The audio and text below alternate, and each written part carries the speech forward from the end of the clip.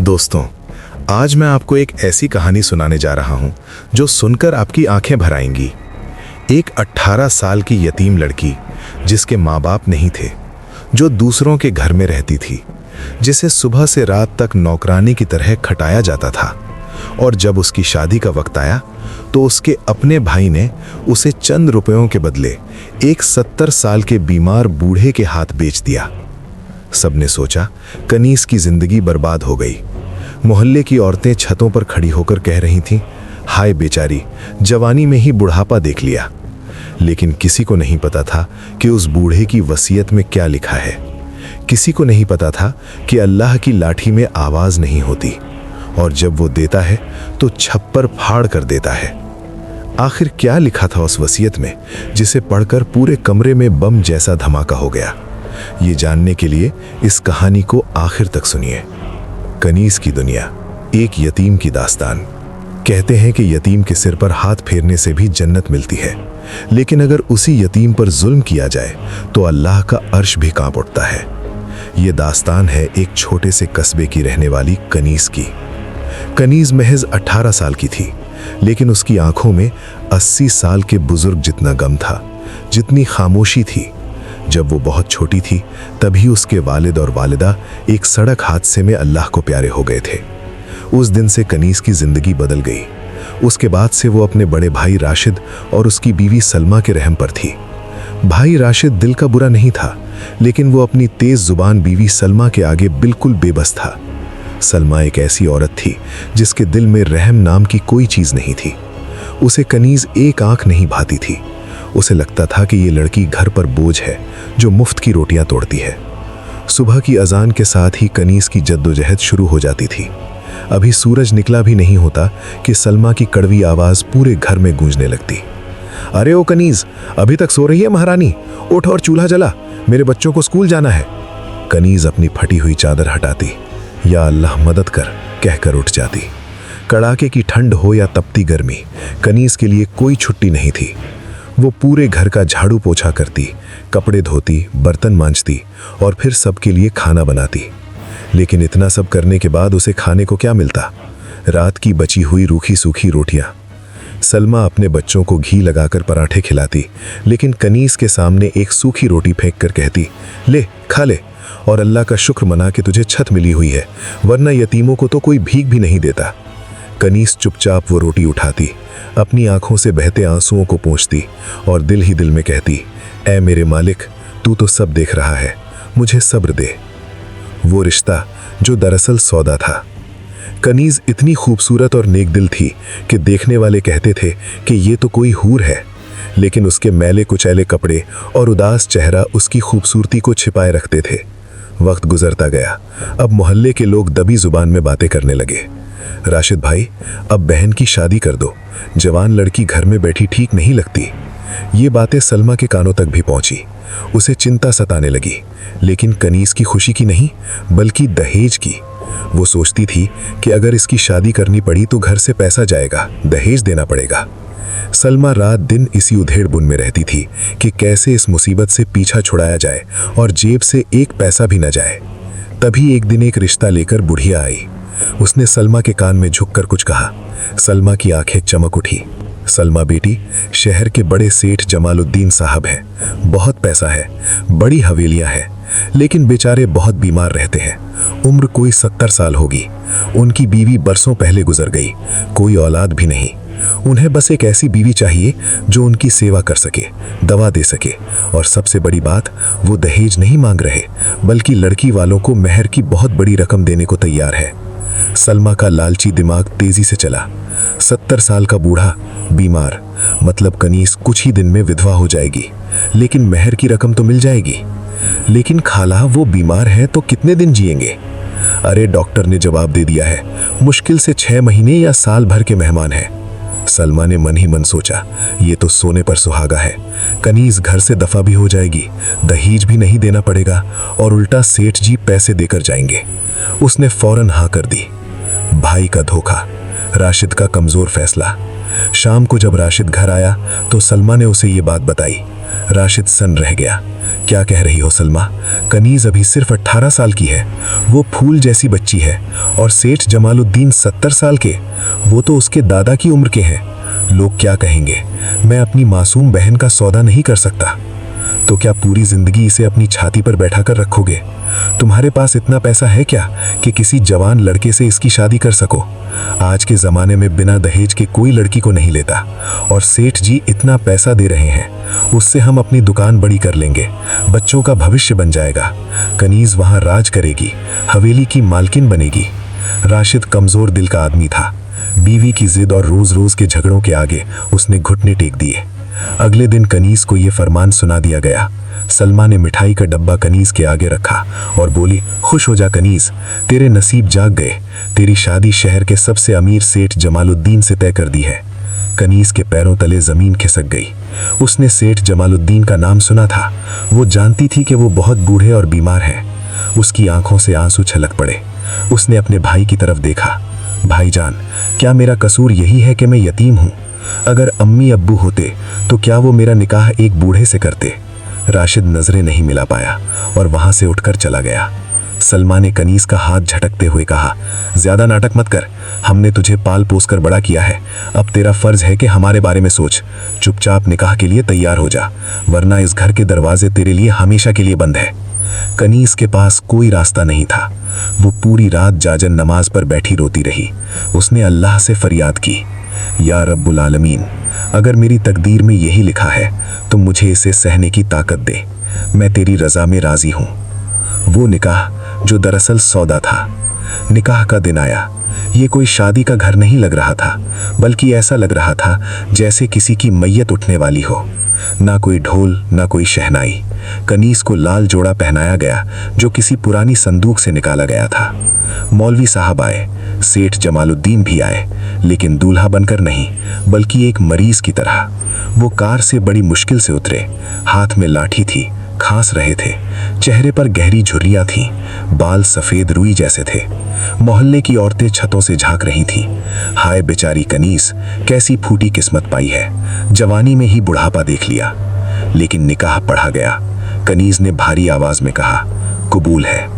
उसने ये सेठ जमालुद्दीन को नहीं, अपनी कड़वी किस्मत को कहा था। निकाह के बाद सेठ जी ने वादे के मुताबिक एक मोटी रकम राशिद के हाथ में थमा दी। सलमा की आंखें पैसों को देखकर चमक उठी। उसने कनीज को गरी तक नहीं लगाया, बस इतना कहा, जा अब अपने घर और हमें भूल जा। कनीज नम आंखों के साथ उस आलीशान कार में बैठ गई। गाड़ी धूल उड़ाती हुई शहर की तरफ चल पड़ी। हवेली में पहली रात, एक अजीब मुलाकात। सेठ जमालुद्दीन की हवेली वाकई बहुत बड़ी थी, लेकिन वहां खामोशी का राज था। चारों तरफ नौकर चाकर थे, लेकिन कोई अपना नहीं था। सेठ जी को उनके कमरे में ले जाया गया। कनीज भी डरते डरते अंदर गई। कमरा दवाइयों की गंध से भरा हुआ था। सेठ जी पलंग पर लेट गए और जोर जोर से खांसने लगे। कनीज ने अपनी घबराहट को दबाया और जल्दी से पानी का गिलास भरकर उन्हें दिया। सेठ जी ने पानी पिया और कनीज की तरफ देखा। उनकी आंखों में हवस नहीं थी, बल्कि एक लाचारगी थी, एक गहरा दुख था। उन्होंने कांपती आवाज में कहा, बेटी, मुझे माफ करना। मैं जानता हूं ये तुम्हारे साथ नाइंसाफी है। मेरी उम्र तुम्हारे दादा जैसी है, लेकिन मैं मजबूर था। मेरे पास दौलत बहुत है, लेकिन कोई ऐसा नहीं जो मुझे दवा दे सके, जो 2 घड़ी मेरे पास बैठकर बात कर सके। मैं तुम्हें बीवी का दर्जा तो शायद ना दे पाऊं, लेकिन तुम्हें किसी चीज की कमी नहीं होने दूंगा। कनीज का दिल ये सुनकर पसीज गया। उसके दिल से डर निकल गया और रहम आ गया। उसने अपना घूंघट ठीक किया और बोली, सेठ जी, आप मेरे सरताज हैं। मेरा निकाह आपसे हुआ है, तो आपकी सेवा करना अब मेरा दीन भी है और दुनिया भी। आप फिक्र न करें, मैं अपनी आखिरी सांस तक आपकी सेवा करूंगी। कनीज की नई जिंदगी, एक फरिश्ते जैसी सेवा। उस दिन से कनीज की एक नई जिंदगी शुरू हुई। वो सुबह फजर में उठती, नमाज पढ़ती और फिर सेठ जी की सेवा में लग जाती। वो उन्हें अपने हाथों से नहलाती, वक्त पर दवा देती, उनके लिए नरम खाना बनाती जो वो आसानी से खा सकें। सेठ जी को चलने फिरने में दिक्कत थी तो कनीज उनका सहारा बनती। रात रात भर जब सेठ जी को खांसी आती और वो सो नहीं पाते तो कनीज उनके सिरहाने बैठकर उनके पैर दबाती, कुरान की आयतें पढ़कर उन पर दम करती। हवेली के नौकर भी हैरान थे। उन्होंने देखा था कि कैसे सेठ जी के रिश्तेदार आते थे तो सिर्फ जायदाद की बातें करते थे, लेकिन ये लड़की जो इस घर की मालकिन बन सकती थी, वो एक नौकरानी से भी ज्यादा सेवा कर रही थी। कनीज कभी नए कपड़े नहीं मांगे, कभी गहनों की फरमाइश नहीं की। वो सादगी से रहती और बस सेठ जी की सेहत की फिक्र करती। सेठ जी की सेहत में कनीज की सेवा से थोड़ा सुधार आने लगा। उनके चेहरे पर थोड़ी रौनक आ गई। वो अक्सर कनीज से कहते, कनीज, तुम इंसान नहीं फरिश्ता हो। मेरे गुनाहों की माफ़ी के लिए अल्लाह ने तुम्हें भेजा है। मुझे अफसोस है कि मैंने तुम्हारी जवानी कैद कर ली। कनीज जवाब देती, सेठ जी, ये तो मेरा नसीब है। अल्लाह ने मुझे आपकी सेवा का मौका दिया। ये मेरी खुशकिस्मती है। सलमा की जलन और एक शर्मनाक दौरा। उधर सलमा को जब पता चला कि सेठ जी अभी मरे नहीं हैं और कनीज वहां रह रही है, तो उसे जलन होने लगी। वो सोचती थी कि कनीज वहां मालकिन बनकर राज कर रही होगी। एक दिन सलमा और राशिद हवेली पहुंचे। उनका मकसद कनीज का हाल जानना नहीं था, बल्कि ये देखना था कि कुछ और मिल सकता है क्या। जब उन्होंने कनीज को देखा तो हैरान रह गए। कनीज सादे कपड़ों में थी और सेठ जी के पैर दबा रही थी। अरे कनीज, हमने तो सोचा था तू रानी बनकर बैठी होगी, तू तो यहां भी नौकरानी बनी हुई है। कनीज ने शांत आवाज में जवाब दिया, भाभी, ये मेरा घर है और ये मेरे शौहर हैं। इनकी सेवा में ही मेरी जन्नत है। सेठ जमालुद्दीन ने सलमा की बात सुन ली थी। उन्हें बहुत बुरा लगा। उन्होंने उसी पल भांप लिया कि ये औरत कितनी लालची है। वो रात जो आखिरी थी। वक्त गुजरता गया। डॉक्टर ने 6 महीने कहा था, लेकिन कनीज की सेवा ने सेठ जी को 2 साल और दे दिए। लेकिन बुढ़ापा और बीमारी आखिर जीत ही गई। एक रात सेठ जी की तबीयत बहुत ज्यादा खराब हो गई। उन्हें सांस लेने में तकलीफ होने लगी। कनीज घबरा गई। उसने डॉक्टर को बुलाया। डॉक्टर ने चेक करके सिर हिला दिया और कहा, अब वक्त आ गया है। सेठ जी ने इशारे से कनीज को पास बुलाया। उनकी आंखों से आंसू बह रहे थे। उन्होंने कनीज का हाथ अपने कमजोर हाथ में लिया और कहा, कनीज, मैं जा रहा हूं। मैंने तुम्हें कोई सुख नहीं दिया, सिर्फ सेवा करवाई। लोग मुझे बुरा कहेंगे, लेकिन अल्लाह जानता है कि मैंने तुम्हें अपनी बेटी से ज्यादा माना है। मुझे माफ कर देना। कनीज की आंखों से आंसू बह निकले। सेठ जी, आप ऐसा मत कहें। आपने मुझे छत दी, इज्जत दी, मैं आपकी शुक्रगुजार हूं। सेठ जी ने कनीज के सिर पर हाथ रखा और कलमा पढ़ते हुए अपनी आखिरी सांस ली। पूरी हवेली में कोहराम मच गया। कनीज का रो रो कर बुरा हाल था। वो अब दुनिया में फिर से बिल्कुल अकेली हो गई थी। गिद्धों का जमावड़ा और वो लम्हा जिसका सबको इंतजार था। खबर मिलते ही सेठ जी के दूर दूर के रिश्तेदार, जो कभी हाल पूछने नहीं आए थे, गिद्धों की तरह हवेली में जमा होने लगे। हर किसी की नजर हवेली और तिजोरी पर थी। सलमा और राशिद भी दौड़े दौड़े आए। सलमा के चेहरे पर एक शैतानी खुशी थी, जिसे वो झूठे आंसुओं के पीछे छिपा रही थी। वो सोच रही थी, चलो बुढ़ा मर गया, अब कनीज को वापस ले जाएंगे, लेकिन खाली हाथ नहीं, हवेली से कुछ न कुछ हिस्सा तो मिलेगा ही। जनाजा उठा, दफन कफन हुआ। कनीज इद्दत में बैठ गई। 3 दिन बाद सेठ जी के वकील साहब हवेली आए। उन्होंने सभी रिश्तेदारों को बड़े हॉल में बुलाया। वहां सेठ जी के भतीजे, भांजे, सलमा, राशिद सब मौजूद थे। सबकी निगाहें वकील के हाथ में मौजूद फाइल पर टिकी थीं। किसी ने आहिस्ता से कहा, बुढ़े ने जरूर कुछ न कुछ तो कनीज के नाम किया होगा। दूसरा बोला, अगर थोड़ा भी मिल जाए तो हमारी लॉटरी लग जाएगी। वो वसीयत जिसने पूरी दुनिया पलट दी। वकील साहब ने गला साफ किया और बोलना शुरू किया। मरहूम सेठ जमालुद्दीन साहब अपनी पूरी होशो हवास में ये वसीयत लिख कर गए हैं। उन्होंने अपनी जिंदगी में बहुत दौलत कमाई, लेकिन उन्हें सच्चा सुकून आखिरी वक्त में मिला। वकील ने चश्मा ठीक किया और वसीयतनामा पढ़ना शुरू किया। मेरे तमाम रिश्तेदार जो आज यहाँ मौजूद हैं, मैं जानता हूँ कि आप मेरी मैयत पर नहीं, मेरी दौलत पर आए हैं। जब मैं बीमार था, तड़प रहा था, तब आप में से कोई मुझे पानी पिलाने भी नहीं आया। इसलिए मैं अपने खानदान के किसी भी शख्स को अपनी जायदाद से एक फूटी कौड़ी भी नहीं दे रहा। हॉल में सन्नाटा छा गया। रिश्तेदारों के चेहरों पर हवाइयां उड़ने लगीं।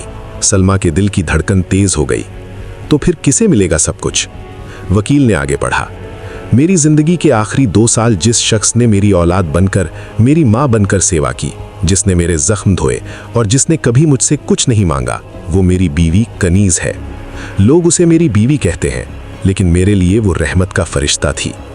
इसलिए मैं जमालुद्दीन अपनी सारी जायदाद, ये हवेली, शहर की 50 दुकानें, फैक्ट्री और बैंक का तमाम पैसा अपनी बीवी कनीज के नाम करता हूँ। आज से इस शहर की आधी जमीन की मालकिन कनीज है। ये सुनते ही जैसे वहां बम फट गया हो। सलमा का मुंह खुला का खुला रह गया। राशिद को यकीन नहीं हो रहा था। रिश्तेदारों के पैरों तले जमीन खिसक गई। वो कनीज जिसे वे कल तक नौकरानी समझ रहे थे, जिसे अभागी और बेचारी कह रहे थे, वो एक ही पल में शहर की सबसे अमीर औरत बन गई थी। वकील साहब ने कनीज की तरफ देखा, जो कोने में सिर झुकाए बैठी थी और रो रही थी। उसे दौलत की कोई खुशी नहीं थी। उसे तो बस अपने उस साथी के जाने का गम था जिसने उसे इज्जत दी थी। रिश्तेदारों का शोर और कनीज का जवाब। रिश्तेदार शोर मचाने लगे, ये वसीयत झूठी है, इस औरत ने बुढ़े को फंसा लिया। लेकिन वकील ने कहा, यह वसीयत रजिस्टर्ड है और सेठ जी ने वीडियो रिकॉर्डिंग भी करवाई थी, इसमें कोई बदलाव नहीं हो सकता। हार मानकर रिश्तेदार पैर पटकते हुए चले गए। अब बचे थे सलमा और राशिद। सलमा का रंग एकदम बदल गया। वो दौड़कर कनीज के पास गई और उसके पैरों में गिर पड़ी। कनीज, मेरी बहन, मेरी बच्ची, देख अब तू अकेली इतनी दौलत कैसे संभालेगी।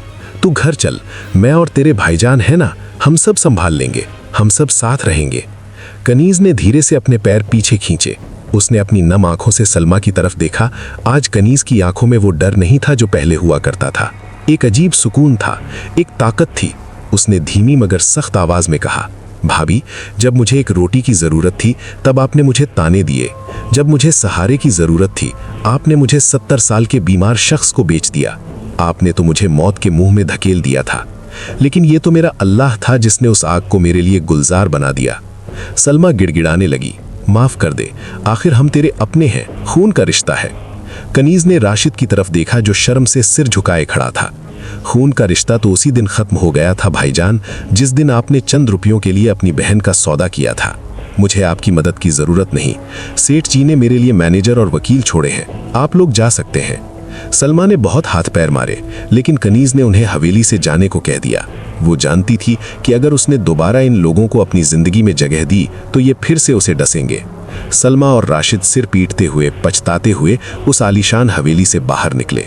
जो दौलत उन्हें मिल सकती थी, उनके लालच और जुल्म ने उसे हमेशा के लिए उनसे दूर कर दिया था। कनीज का नया सफर, फर्श से अर्श तक। कनीज ने उस दौलत का इस्तेमाल ऐशो आराम के लिए नहीं किया। उसने सेठ जमालुद्दीन के नाम पर एक बड़ा अस्पताल और यतीम खाना खोला। वो यतीम बच्चियों की शादी करवाती, बेवाओं की मदद करती, जरूरतमंदों तक खाना पहुंचाती। लोग अब उसे कनीज बीवी नहीं बल्कि कनीज माँ कहकर पुकारते थे। वही कनीज जिसे कभी सूखी रोटी फेंक कर दी जाती थी, आज हजारों लोगों का पेट भर रही थी। वही कनीज जिसे यतीम होने की सजा दी गई थी, आज हजारों यतीमों की माँ बन चुकी थी। अल्लाह ने उसे फर्श से अर्श पर पहुंचा दिया था। आखिरी बात, दिल से। दोस्तों, ये कहानी हमें सिखाती है कि इंसान चाहे कितनी भी चालाकी कर ले, तकदीर अल्लाह लिखता है। जो दूसरों के लिए गड्ढा खोदता है वो खुद उसमें गिरता है, और जो सब्र करता है, जो अल्लाह के फैसले पर राजी रहता है, अल्लाह उसे वहां से देता है जहां से उसे गुमान भी नहीं होता। कनीज ने सब्र किया, सेवा की, और अल्लाह ने उसे वो दिया जो किसी ने सोचा भी नहीं था। एक सवाल आपसे, क्या कनीज ने सलमा और राशिद को माफ न करके सही किया? अपनी राय कमेंट में जरूर बताइए। अल्लाह हाफिज।